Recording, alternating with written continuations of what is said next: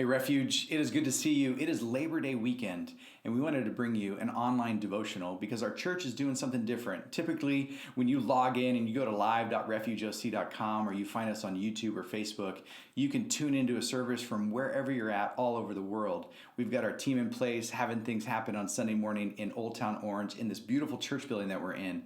But this weekend is different because this weekend, like so many Labor Days, we've never been able to have church. And it goes back to some stories. When we started as a church in 2015, we were never able to rent space on Labor Day weekend. The same was true in 2016. The same was true in 2017.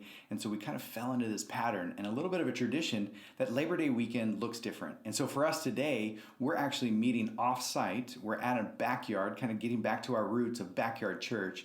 We're celebrating some baptisms for those who want to get baptized. And we're just having a good time celebrating life together as a church, having a church barbecue, if you will, because that's what you're supposed to do on Labor Day.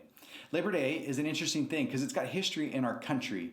If you go back to the late 19th century, there's part of the fabric of America. Many groups and unions were trying to do their best to say, hey, we want to celebrate the American worker, and can we have a day to do that? And so Labor Day had its early beginnings in the late 19th century. And to this day, we love it because it's an extra day. We love having the Monday off of Labor Day weekend, a little bit perhaps more space and time for your weekend to have just to do extra things, have that barbecue that you want to go celebrate with friends. But it also means the unofficial end of summer. Some people might even say that you can't wear white after Labor Day, so hopefully you got your white clothes in just before today ends.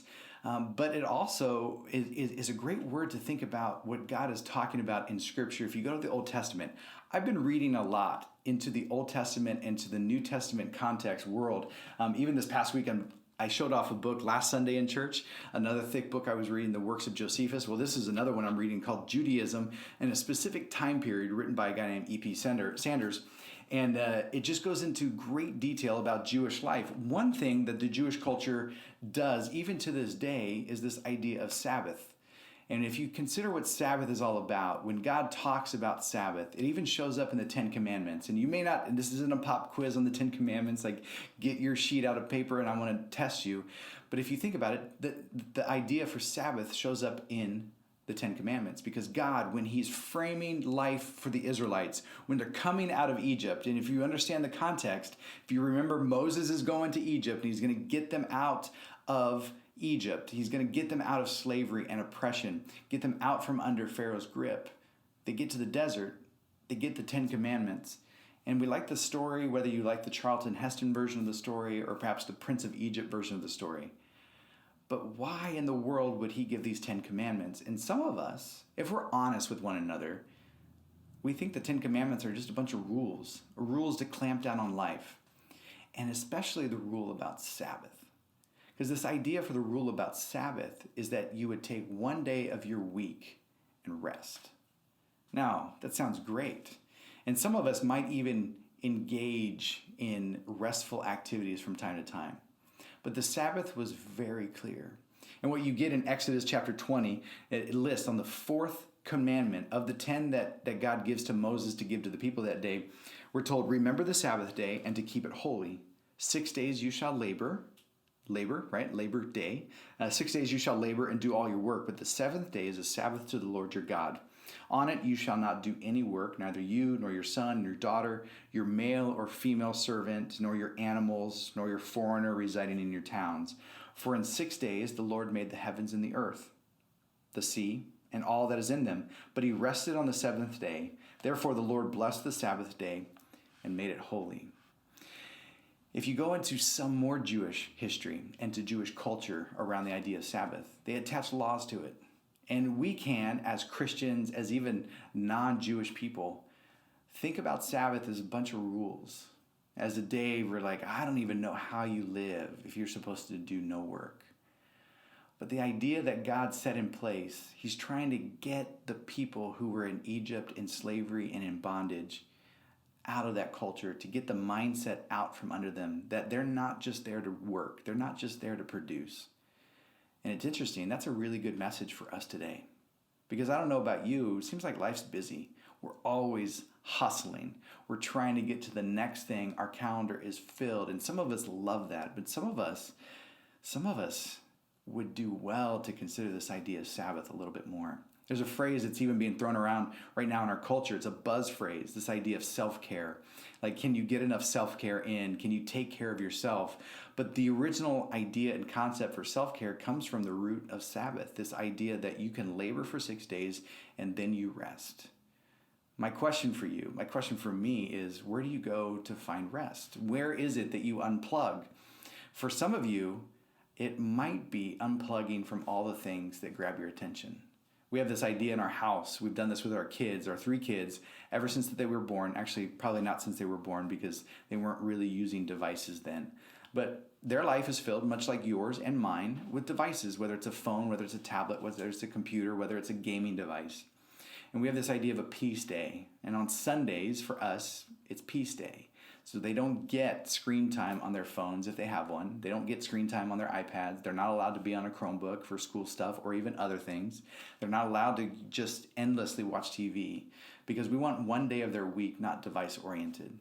And so it's easy to say, well, for Sabbath for me is like getting away from my devices, but perhaps it might even be not working. Some of you are really good at being workaholics. And if we were to be honest with one another, that's probably more true about many of us than it's not. We work a lot. We put in a lot of hours, and some of us, we can be guilty of not working so much, but this idea of Sabbath is that you would have a break every single week of your life to be reminded that you are not here. Your importance is not just by what you produce. That God was setting in place a model for the Israelites back then, thousands and thousands and thousands of years ago, that still rings true for us today. That I'm not here for the work that I produce. I'm actually here to be reminded of the value that God gives me. So some of you need to unplug, like literally unplug. Question, when's the last time you didn't check your email for a whole day? Can you imagine? When's the last time that you didn't check your social media or Facebook? Do you remember that? Maybe it's your Instagram, your Twitter, your TikTok videos.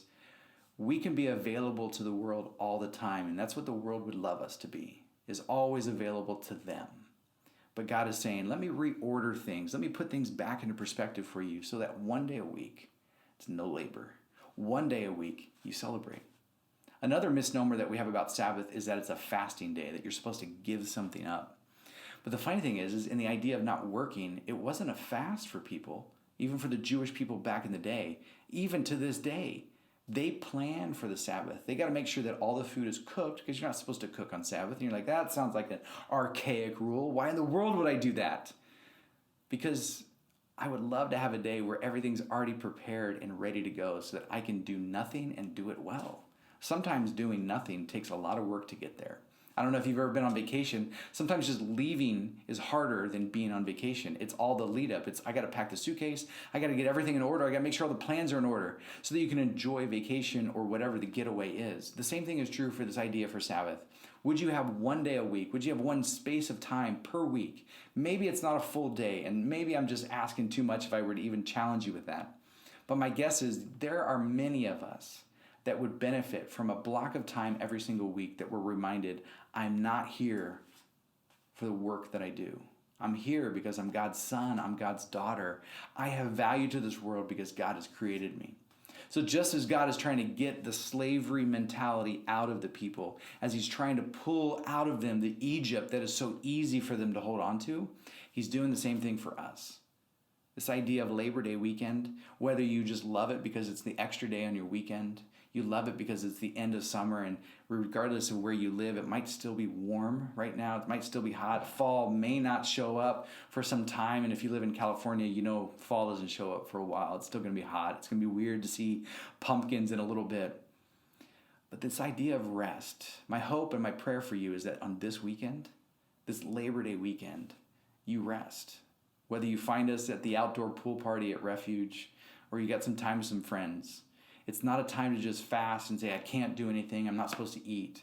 You're actually supposed to celebrate. I want you to celebrate well this weekend. Celebrate the way that God has created you, he's created this world, and he's put things together in an order that makes sense. Because it was his order, it was his way of doing things.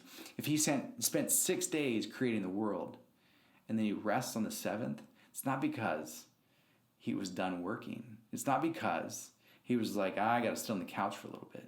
He's putting a model in place for all of his creation to know that it's good to rest. My hope, my prayer, is that you find some rest this weekend. So peace be upon you, and we look forward to seeing you at Refuge next time.